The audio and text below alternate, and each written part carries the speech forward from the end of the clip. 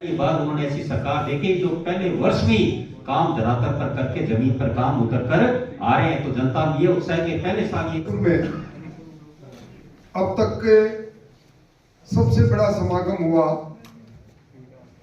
3-3.5 लाख लोगों की उपस्थिति के अंदर दुनिया के सबसे लोकप्रिय नेता नरेंद्र मोदी जी की उपस्थिति में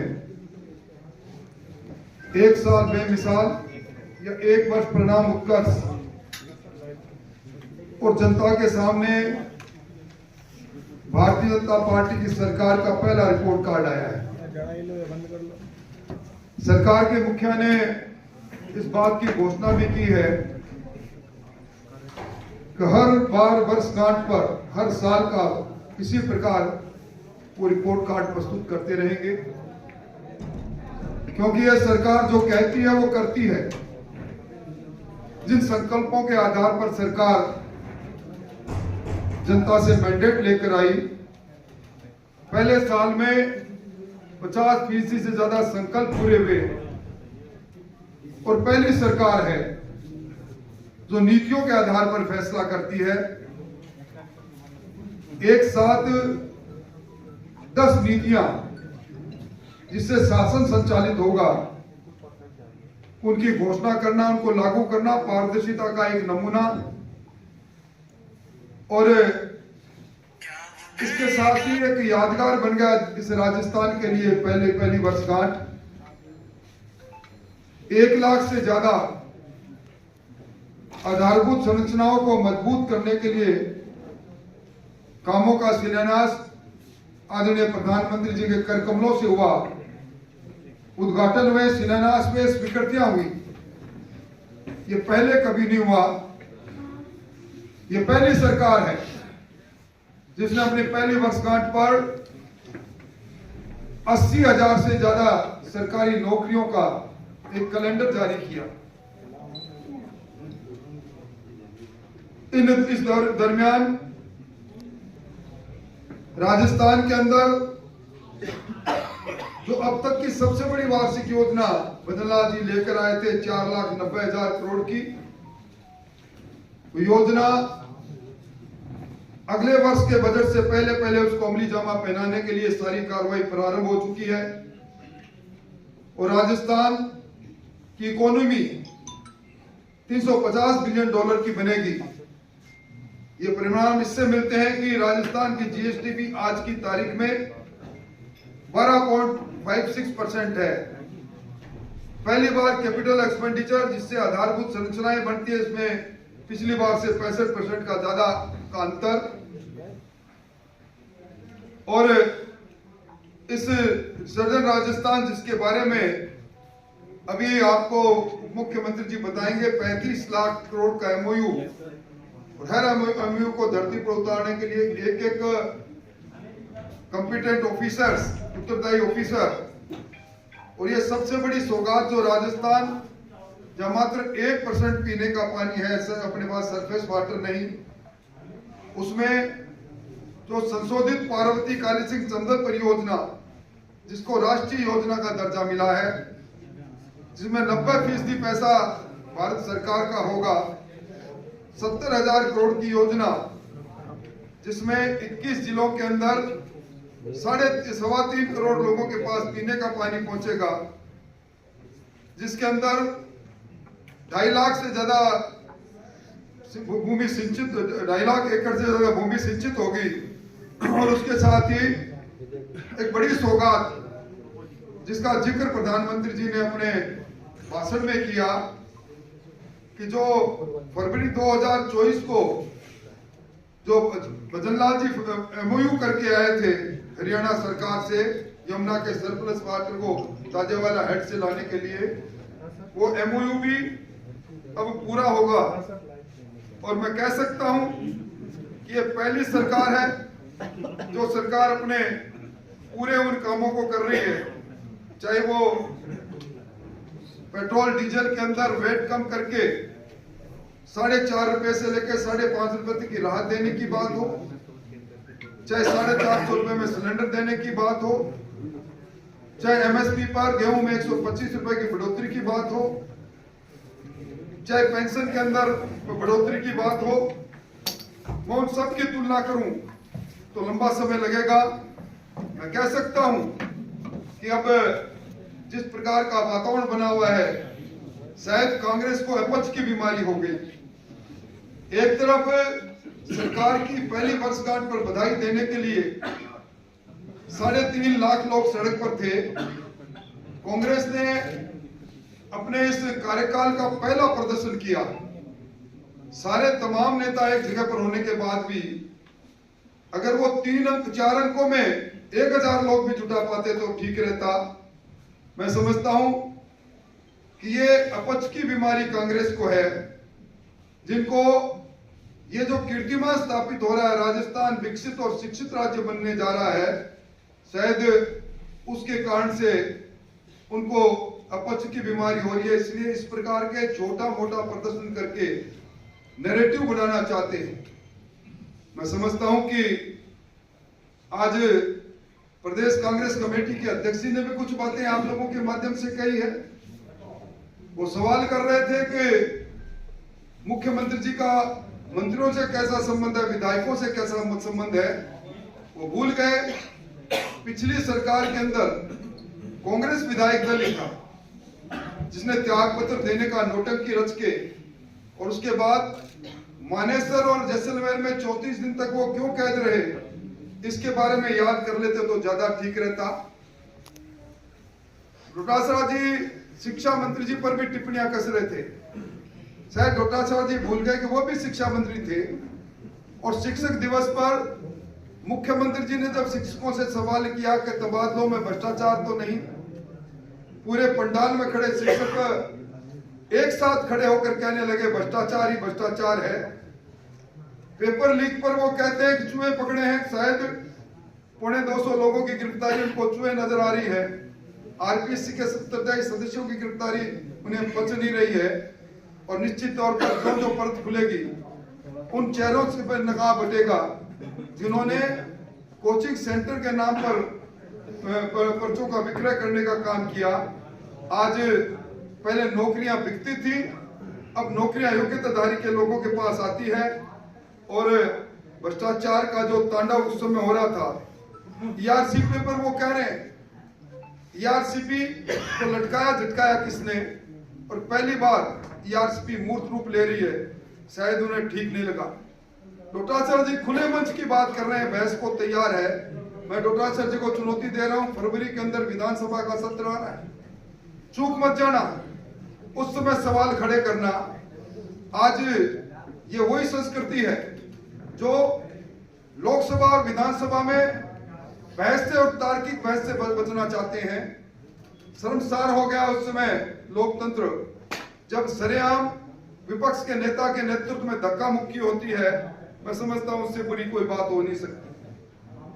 जनता से क्या संबंध है, ये संबंध शायद उपचुनाव के अंदर कांग्रेस अभी भूल गई कि 3 जगह पर 2 नंबर और 3 नंबर पर कांग्रेस गई, और भारतीय जनता पार्टी ने 2024 में इन 7 विधानसभाओं में जितने मत लिए थे उससे 15% अधिक मत लिए। मोटे तौर पर मैं कह सकता हूं कि ये जो रिपोर्ट कार्ड पहला आया है जनता के सामने, ये रिपोर्ट कार्ड आगे बढ़ेगा, और हम जहां एक और जिन 1 लाख मकानों की प्रधानमंत्री आवास योजना का निर्माण कार्य प्रारंभ हुआ है, 80,000 शहरी क्षेत्रों में प्रधानमंत्री आवास योजना का निर्माण कार्य प्रारंभ हुआ है। हमें हर घर जल पहुंचाने के संकल्प के साथ हर घर में बिजली, और विशेष तौर पर 15,000 करोड़ रुपए राजस्थान के सड़क तंत्र पर लग जाना, इतनी बड़ी उपलब्धियां हैं। इन उपलब्धियों भरे इस शासन के 1 साल में कांग्रेस को शायद अपनी बातें याद आ रही होगी।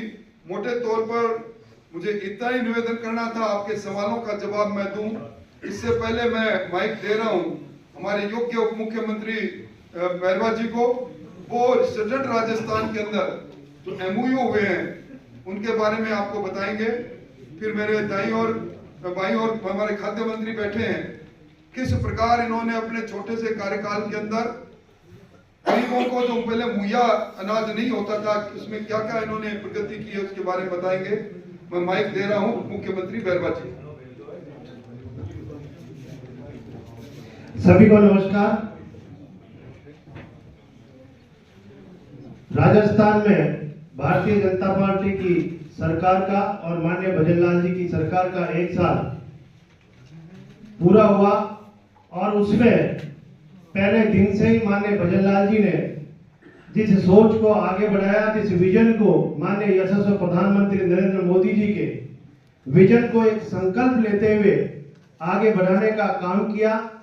और उन्होंने अभी हमारे वरिष्ठ नेता सम्मान्य राठौड़ साहब सारी बातें बताई आपको। उनमें से उन्होंने 1 अगस्त को राइजिंग राजस्थान मीट समिट का एक आयोजन रखने की सोच रखी और वो 4 महीने के भीतर ही एक राइजिंग राजस्थान मीट समिट 9 दिसंबर और 11 दिसंबर को माननीय यशस्वी प्रधानमंत्री नरेंद्र मोदी जी के मार्गदर्शन में हुआ। और उसमें हमारे 32 देशों ने इसमें भाग लिया। जो इन्वेस्टर थे उनमें माननीय यशस्वी मुख्यमंत्री भजन लाल जी शर्मा हर देश में गए और उनसे एमओयू करके आए और यहाँ पर 32 देशों ने आकर इस समिट में भाग लिया और अनेक राज्यों से भी यह इन्वेस्टर आकर इस समिट में भाग लेकर और एमओयूज किए और 35 लाख करोड़ रुपए के एमओयूज इस समिट में हुए हैं, जो हमारे इस राजस्थान के लिए एक बहुत बड़ी सौगात हमारे युवाओं के लिए होगी। हमारे युवाओं के लिए ही नहीं बल्कि हमारे राजस्थान की आर्थिक स्थिति, राजस्थान के उत्थान के लिए बहुत एक बड़ा एमओयू हमारे यहाँ हुआ। और एक सोच के साथ जो हमारे यशस्वी मुख्यमंत्री जी की सोच थी कि मैं पहली साल में ये एमओयू करूं और धरातल पे इन एमओयूज को उतार कर और यहाँ औद्योगिक स्थापित करूं, उससे को लेते हुए ये एमओयूज हुए हैं। और इसके लिए उन्होंने एक डिपार्टमेंट भी अलग घोषणा की है कि जिससे हमारे उद्योग लगाने वाले सभी इन्वेस्टरों को कहीं कोई दिक्कत नहीं आए। तो एकल खिड़की के तहत वो सब अपना इन्वेस्ट जो उद्योग धंधे लगा रहे हैं वो है कि उनको कहीं कठिनाई नहीं आए। इतना ही नहीं, हमारे जो देश और विदेश में जितने भी प्रवासी राजस्थानी जो रहते हैं उनको उत्साहवर्धन करने के लिए और उनको मान और सम्मान देने के लिए उन्होंने 10 दिसंबर को एक राजस्थान दिवस के रूप में उन्होंने घोषणा की है, जो हमेशा राजस्थान दिवस पर उन लोगों को यहाँ बुलाकर एक मान और सम्मान देंगे।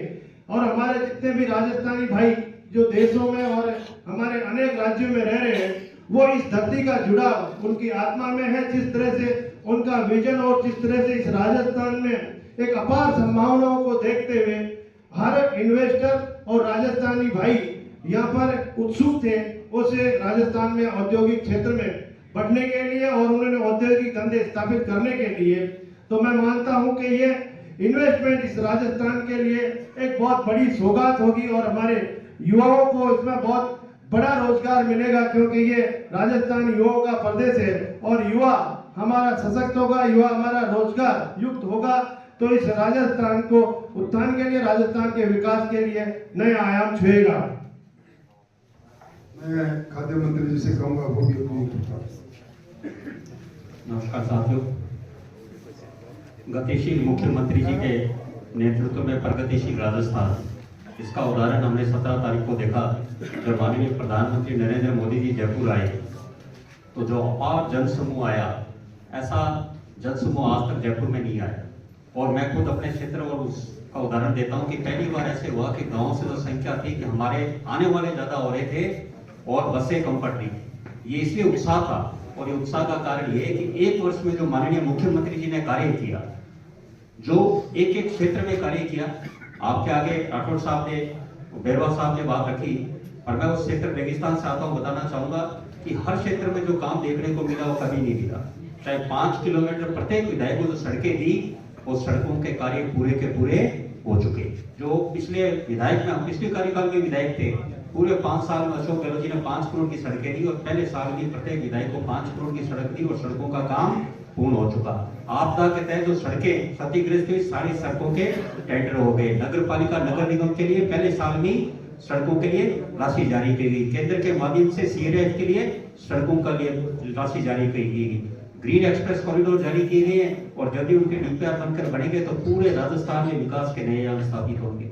माननीय राठौड़ साहब ने बताया पेट्रोल डीजल का, मैं गंगानगर हनुमानगढ़ बीकानेर की बताऊं, 7 रुपए 18 पैसे पेट्रोल के दाम और डीजल के 6 रुपए 60 पैसे के दाम कम करके पहली 3 महीने में करके दिखाई। इससे बड़ा काम आज तक किसी सरकार ने दिखाया।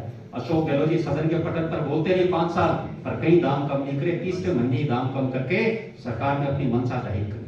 मंशा जाहिर करी, चाहे 2000 रुपए किसान को किसान सम्मान निधि योजना से हो, चाहे चिकित्सा व्यवस्था को सुधारने के लिए ग्रामीण अंचल में स्वास्थ्य केंद्र हर विधानसभा में उनके टेंडर जारी हो चुके हैं, काम शुरू हो चुके हैं। प्राथमिक स्वास्थ्य केंद्र के लिए बजट जारी हो चुका है और पशु केंद्रों के लिए बजट जारी हो चुका है। नए पशु केंद्र बने। ये बातें मैं इसलिए रख रहा हूँ क्योंकि हम उस रेगिस्तान क्षेत्र से आते हैं जहाँ हमारे सबसे ज्यादा महत्व इन कार्यों का होता है और सरकार ने उन कार्यों पे सबसे ज्यादा महत्व दिया जो अंतिम छोर पे बैठा, ढाणी पे बैठा व्यक्ति उसको लाभ मिले। किसानों के लिए विद्युत आपूर्ति जो अशोक गहलोत सरकार ने गड़बड़ाई की थी, आप ये देखिए व्यवस्था सुधरी है। गांव में नए जीएसएस के निर्माण हो रहे हैं और केंद्र सरकार की आरडीएसएस योजना के माध्यम से गांव में विद्युत आपूर्ति तंत्र सुधारा जा रहा है। 33 केवी के जीएसएस, 132 केवी के जीएसएस और माननीय मुख्यमंत्री जी का जो पूरे राजस्थान के किसान इंतजार कर रहे हैं 2027 में दिन में 6 घंटे बिजली मिलकर राजस्थान ऐसा कीर्तिमान होगा जो भारतीय जनता पार्टी को सरकार को 2028 में वापिस किसानों के बदौलत सरकार आएगी। और आप देखिए उद्योग में समिट आयोजित किया, पर उससे भी बड़ी बात मैं कहना चाहूंगा कि सबसे बड़ी बात माननीय मुख्यमंत्री जी की जो मॉनिटरिंग है, जो प्रदेश महामंत्री के नाते 15 साल उन्होंने मॉनिटरिंग करी संगठन की, वही मॉनिटरिंग आज सरकार चलाने में काम आ रही है। जो माननीय मुख्यमंत्री जी की माइक्रो मॉनिटरिंग है, उसी की बदौलत जो सारी बजट की घोषणाएं वो धरातल पर हो रही है, लागू हो रही है। प्रभारी मंत्री के नाते हमें भी जिम्मेवारी थी कि हम जब जिलों में जाते हैं तो उनका